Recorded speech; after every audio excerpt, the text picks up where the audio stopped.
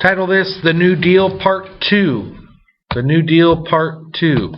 Where we left off, we were just in the recovery portion of our New Deal. We talked about the relief. We talked about the recovery, and then today we'll talk about reform. Okay, we just got done talking about the controversial AAA, the Agricultural Adjustment Act, where they were actually going to basically get rid of a lot of the supply that we had, including meat, including milk, and things like that. So that's where we left off, and I think I ended with saying that that was eventually deemed unconstitutional. Now we'll continue with this, and the fourth one will be the NRA. Don't think guns here. Okay, the NRA was a National Recovery Act. This was their symbol, the Blue Eagle, and you would put that on your storefront if you're a member of this. It didn't work because it was a voluntary thing. It was supposed to bring order to the business world. Companies were supposed to voluntarily follow these hiring codes. You got to remember, at this point, because of everything that happened, the salary structure was just dismantled. So now you're supposed to follow these orders, and basically, because of this, the National Recovery Administration was created to try to bring things back in. The problem was, like I said, it was voluntary, and people really couldn't afford to do this, so it's not going to last, okay? And this kind of signaled the end to that honeymoon period for FDR and his reforms, because now the judicial branch, the Supreme Court, will begin to look into some of this legislation that was rubber stamped. Okay, rubber stamped during those first 100 days. The Congress just passed everything because of desperation, basically. And now they're going to look into it. And like the AAA, the NRA would also be ruled unconstitutional. Okay, and then the HLC, the Home Loan Corporation. Okay, companies granted loans to buy homes. Then the Federal Housing Administration was created, and the federal government began insuring these loans, insuring the loans for people to buy them. The FHA is still around today. Okay, you can normally do this when you're a first-time buyer, and you can get a little bit of a break on your mortgage and things like that. You have to meet some criteria, and the government will actually come in and inspect the house and make sure you're buying a good house and things like that. I actually sold my first house to somebody with an FHA loan, and I got to put a railing on a step or something like that, which was above and beyond what I needed to do for a normal loan. But in all, it's fine. So usually, if you do have to do an FHA loan, there's a little bit more interest you have to pay, but it is an easier way to get into a home. Now, this has all changed recently with the real estate bubble bursting in the last 5 or 6 years or so, but those still are in existence today. Now, let's get into reform. Okay, one of the biggest ones, and ones that you guys will deal with and see, is the FDIC, the Federal Deposit Insurance Corporation. Okay, the federal government will insure, at this point, up to $100,000 per account. That has now been changed just recently to $250,000. Okay, so basically, this is to stop the run on the banks. If you had $100,000 in the bank, the government guarantees you that that's going to be there. That's simple. Okay, most of us don't have $100,000 in the bank, let alone $250,000 as what it is today. But if you had that much money in the bank, the government guarantees that it's going to be there, regardless of what happens to the bank, whether it closes, burns down, whatever. Okay, so that was huge. And if you walk into most banks today, you will see that little sticker on there, FDIC approved. Okay, the bigger banks are that. And there's other banks without it, and it doesn't mean those are bad places either. It's just that's what that is. Just identifying that for you. Okay, it is designed to stop the run on the banks. The next one, reform, is the TVA, the Tennessee Valley Authority. Okay, they're going to build dams and electric plants down in this southern Tennessee, this Tennessee River Valley. You can see all this area right here. This area used to be very, very poor. You can see this is a picture from the time period. There wasn't running water or things like that. Dirt roads, dirt streets. It was very underdeveloped. The land flooded very often. The TVA is going to come in here and, number one, create jobs, and then make that land stable so people could actually live in those areas. Okay, the area around Knoxville. Knoxville is a big, thriving city today. Chattanooga, those areas. The TVA would be criticized, though, for being too socialistic because the federal government got involved and kind of pushed private industry aside. But the government's response was, yeah, but you're not providing basic needs. So still in existence today, but also controversial, especially back then because it basically ignored the private businesses and took over a lot of the programs that they were trying to establish as well. So another controversial act, but successful too. The Social Security Act. Okay, at the time it was designed to provide unemployment benefits and old age pensions or retirement.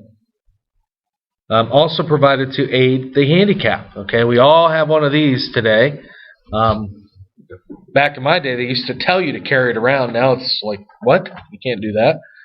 Put it in a safe deposit box. But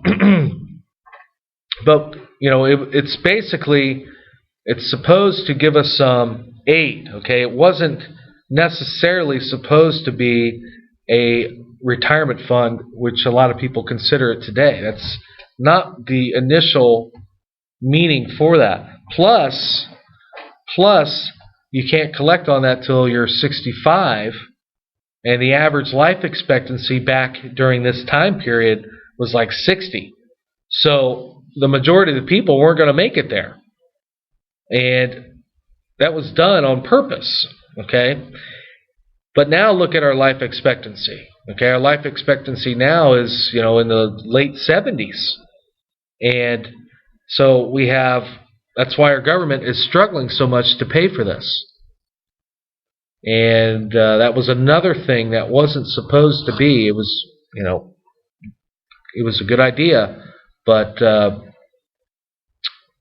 we definitely have extended its use far beyond what it was really meant for.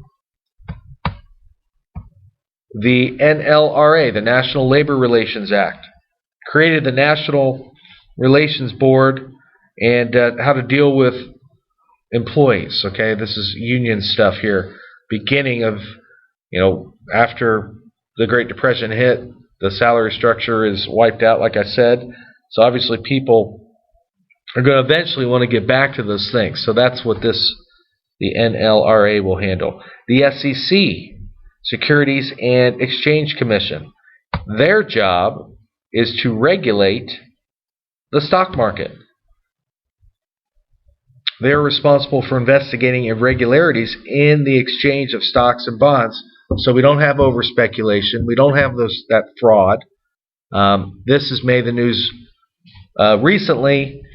A few years back, Martha Stewart, who's on TV all the time, she actually was thrown in prison for selling insider trading because she got some information about the stock that she was involved in and sold all hers and sold it to somebody else. It's basically fraud. So she went to jail for it. SEC was behind that one. So they are going to regulate the stock exchange, the stock market, so we don't have a crash like we did at the beginning of the Great Depression. The REA, the Rural Electrification Act, rural, my favorite word, rural. And this is going to bring electricity to the rural areas. A lot of places didn't have that.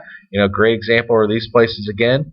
But it's going to extend our reach for the grid and, once again, give jobs. Okay? Create jobs.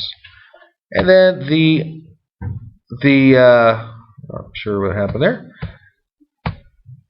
The Fair Labor Standards Act, okay,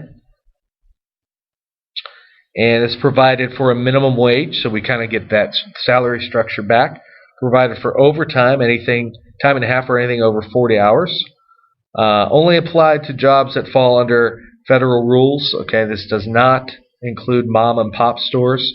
Okay, if it's a little family-run store, you have to have so many employees. It's a little family-run store, you're exempt from this. But if you have so many employees, you have to follow this standard.